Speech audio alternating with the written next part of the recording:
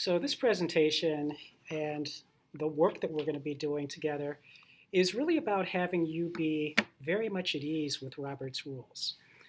And one of the things that we want to emphasize is that, Roberts really creates a framework for respecting other people's points of view and for allowing people the time to get their important points of view across in a time period that is limited and with other people who generally are trying to get work done. So that's going to be the focus of how we do our work. This little cartoon is really just generally about how Roberts can be used to bring more life to meetings. Roberts is based upon parliamentary procedure, and that's really a process of conducting business with a large group. And it's really about how you use limited resources, such as time, to really accomplish moving the group forward on to achieve some shared objectives. It's also a decision-making system, and it allows groups of individuals who are assembled for a purpose the opportunity to understand when they are actually making a decision about something and to document their decision making, which is very important for public bodies that need to be able to not only document their decisions, but they also need to be able to explain them and to talk about some of the key points that they deliberated on their way to making that decision. There's some real basic concepts for how these rules of order work. And a lot of them were developed inside the context of working with larger groups of people who may have different agendas, trying to arrive at a general understanding about what they're going to actually spend some time working on. Those basic concepts are that an individual can make one motion at any particular time, right? So one person is speaking at a time. There's one time per meeting, right, that you actually may be making this motion. It's not intended to be the same person making a motion on a group's action and nobody else actually doing that type of work. So it's many hands make light work for this type of a process. And there needs to be a quorum. There needs to be a number of people present, or more, sort of a majority of the people present, or whatever your bylaws state is a quorum, so that you can actually have a productive discussion. And it actually reflects what the preponderance of the people who are a part of this group just reflects their participation. Still with our basic concepts, there are voting rights, right? So it may be the case that in some of the meetings that you're participating in with the public body, that there are spectators in the room, that there are other people in the room who may be participating in the meeting or observing it, but not all of them have an actual right or accountability for voting. So that needs to be clear in terms of what the role of other participants is in that meeting. But what's important about the voting piece is if a body is making a decision to give rights to do something, then there needs to be a majority. It's a majority vote. If it's about taking away rights for something that already exists, some capacity that already exists, then there needs to be a 2/3 vote. 2/3 of the participating members need to vote for that. And that's an important piece because sometimes groups miss this and they apply the majority piece to taking away rights. In terms of abstention, if you are saying that, I'm going to take myself away from this vote, there needs to be an understanding about why that's happening. And abstention can be asked for, but there needs to be consent given from whoever is running the meeting and from the group to acknowledge why you have an abstention. Typically, if you sign up to be a member of a public body and to serve on a board that's taking care of the public's business, you're there as a representative in place of the public to do the public's work. So, not having an opinion or voting on something that's important for the public is typically not okay. There are certain circumstances, however, where, particularly if you have a conflict of interest, let's say the body is voting on something that may directly impact you financially, where you're going to want to acknowledge what that conflict of interest is, and that may be a very good reason to abstain from the vote. It's also quite typical to abstain for voting for yourself if the rest of the board is voting on officer positions and you are standing for one of those officer positions. The other key piece here is that all are equal. This is really what's important about Robert's Rules of Order, is that it's intended to be a way of working together that allows voice for all of us at the table. And what's important about that is that it assumes that you have a voice and that you're willing to use it on behalf of your constituency and on behalf of the public body making better decisions because they're better informed about what is important to focus on in the community for a particular issue. So, Henry Marlin Robert developed Robert's Rules of Order. Just a couple of important things about his background. I mean, he was a chairman of a church group.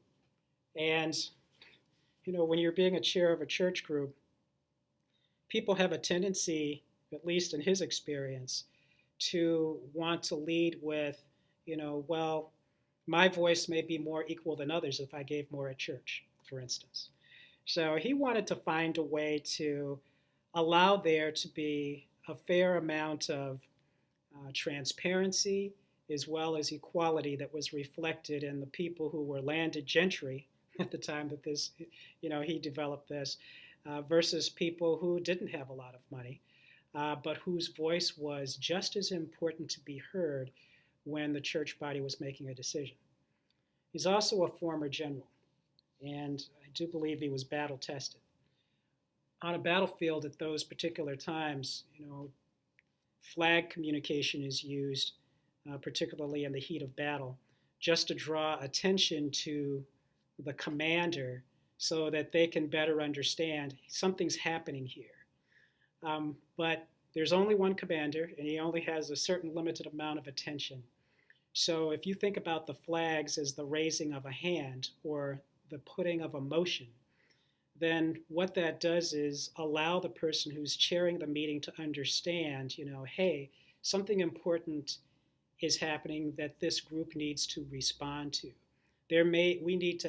There's a request to allocate resources to this topic. We'll talk more about, how a motion actually becomes something that's actionable in a few slides. But it's really about how we acknowledge that there's important business to be done when we actually call a motion and are trying to move through our agenda. So, because there may be a lot of different motions out there and a lot of different directions that the group wants to go. And now what we're saying is, okay, how are we going to allocate the energy in this room during this time period to get some of this work done?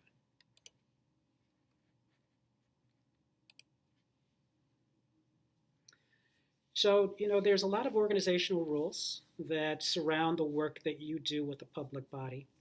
There are federal laws, and there are usually people there to remind the body of some of the laws that are in play.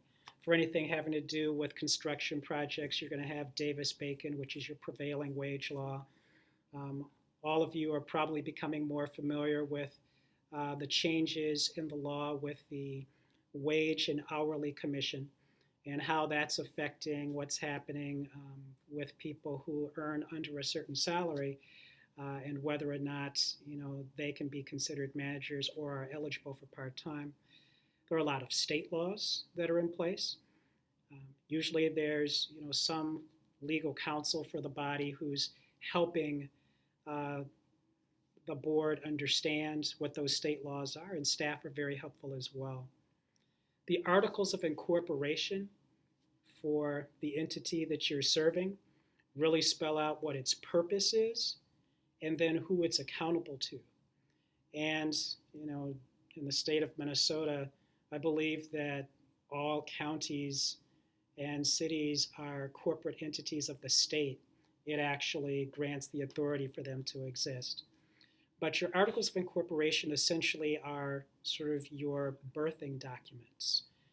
The bylaws are actually the agreement in place for how the board is going to carry out its duties in relationship to advancing its mission. So those are the things that are sort of your care and feeding instructions for how the board is going to manage its own succession, manage its meetings, and ensure that members remain true to the purpose of the mission.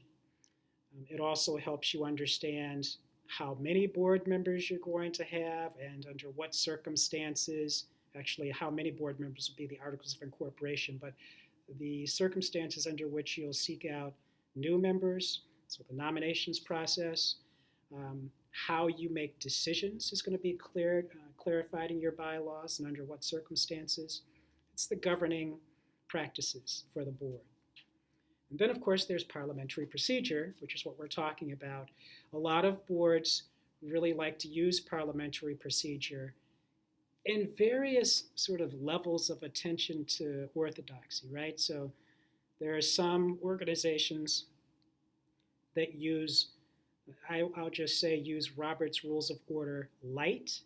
They want to make sure that everybody understands when a motion has been proposed and whether or not that motion will be decided on by the board, and that will change sort of what happens in that meeting. There are boards that are very orthodox and very heavy on using parliamentary procedure or Robert's Rules. When you're asking about the boards that may be seeking you out as a participant, you'll want to find out sort of where they are on the scale of light versus heavy use for Robert's Rules of Order. Because when it's very heavy, it usually means that there's a very short time period that the board meets. They have a lot of business to attend to, and it'll also just give you a flavor as to what their attention span is or receptivity is for taking on new business. All of this in many ways reflects the culture that that entity has, as well as its role in serving the public.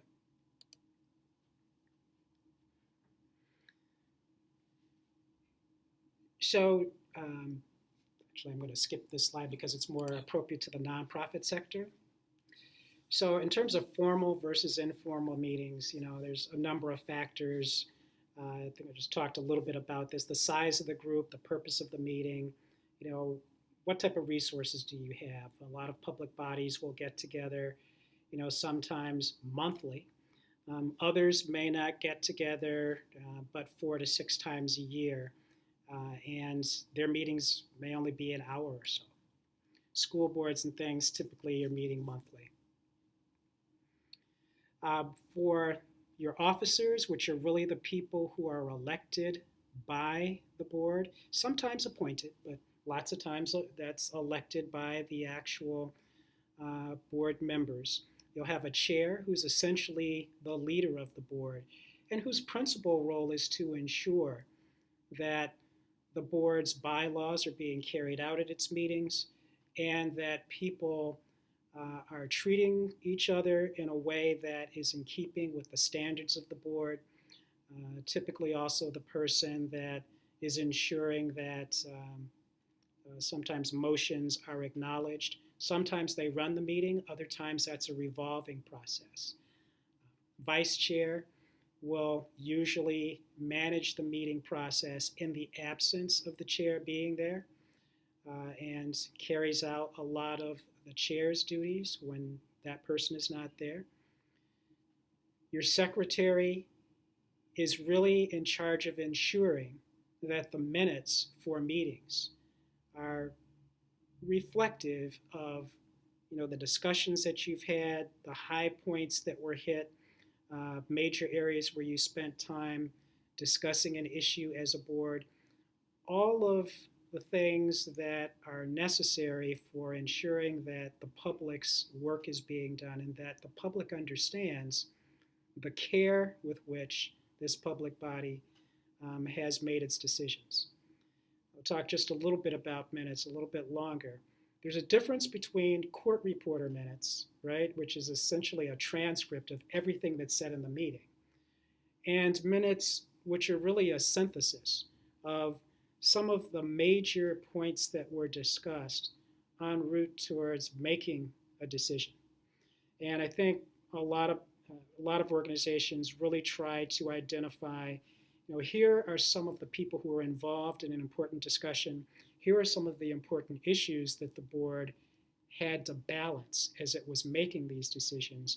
And here are the set of decisions that we've made. And here's the vote that helps you understand how we voted on this. The organizational documents are also an important aspect of what the secretary does. I'll also just say that usually being elected the secretary means that you may not be taking the minutes actually in the meeting. There may be a staff person there who's doing that. But you are the first person that the board is looking to understand the degree of, accuracy that is reflected in the board meetings or in the board minutes, and how and whether or not the minutes are available to the public, just organizational documents that have been filed, whether or not those have been filed. So you may be having a fair amount of discussion with staff about that, but you perform that duty on behalf of the board. And then, treasurer is usually the person who's working most closely with your financial person, or with whomever is in charge. Sometimes this might be, the city or county treasurer, really helping, being the board's representative for that person communicating the financial position and responsibilities to the board in a way that they can understand. And that's an important role, because a lot of the work that a finance committee might do is informed by the professionals who have this job. But if the board doesn't understand what the financial position is or what their obligations are, then it's really up to the treasurer to create room in the agenda, working with the chair, to really spend some time making this issue something that everybody in the room understands, so that you can be a good public steward of public resources. So let's talk a little bit about how Roberts works. It starts when a member makes a motion, and we will have for you a cheat sheet of all of the sort of essential motions that are available. But this is where your raising your voice is crucial. Speak in a clear and concise manner, and always state the motion affirmatively. You don't want to state, the motion in the negative. So I move that we, right? So I suggest that we, this body that's here in the place of the public, do this for this meeting.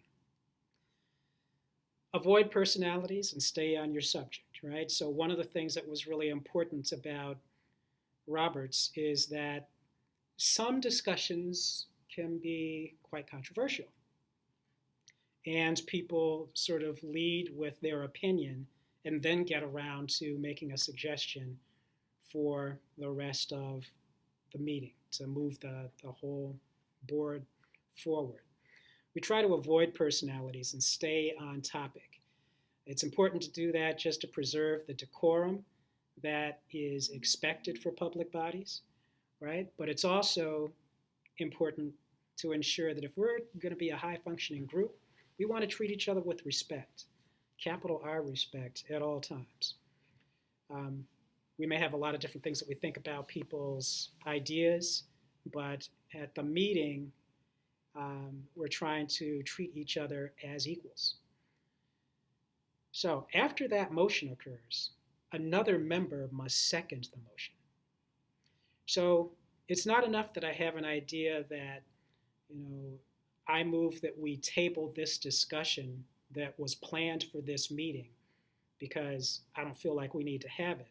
There would need to be at least one other member who agrees with me on that so that we understand it's more than just me who wants to do this. We're sort of taking a temperature check on the energy in the room for this.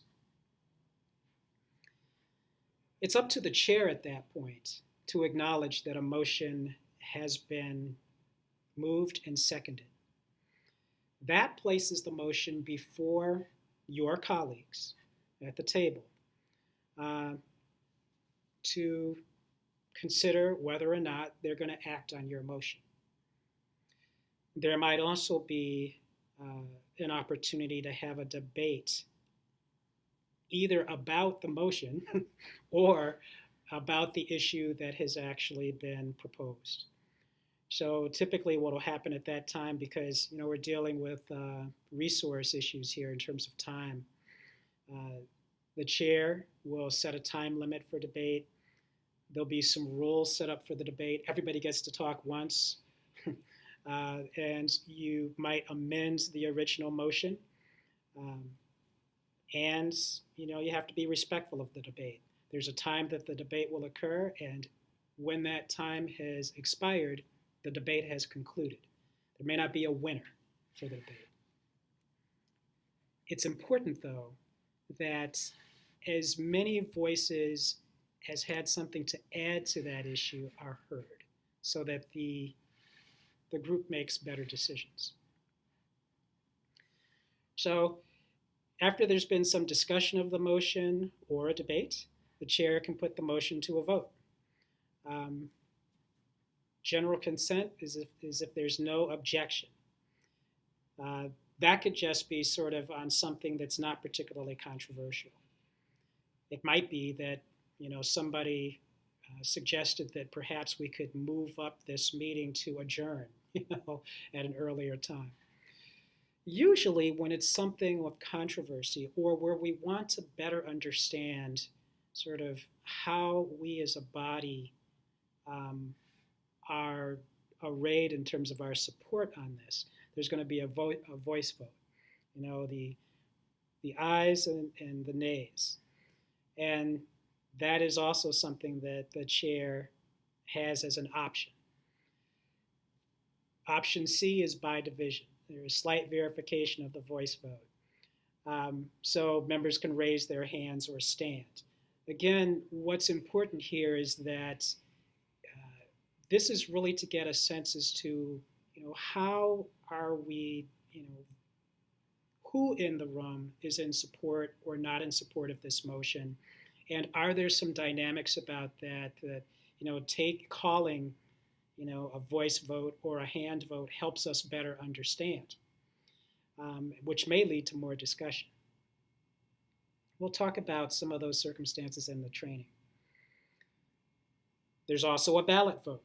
This is really coming down to issues that may be extremely controversial and where there may be a gallery of people in the room.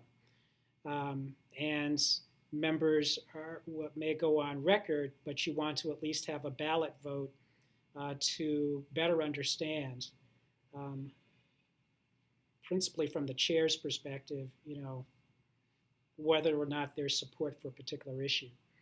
And then there's the roll call vote, which was really almost ultimately the accountability vote, where you go one by one and you state whether you support or do not support the issue. That is sometimes done with school boards. Chair votes at the end always, so as not to overly influence with their position, and the chair announces the results of the vote to the body. So this ladder is really just a device to help us understand, the precedence of the different motions. So going from, I guess, most important, highest step of the ladder to lower steps of the ladder. You can see what some of these are. We'll talk more about this and how they're used in terms of precedence when we practice some of this during our training session.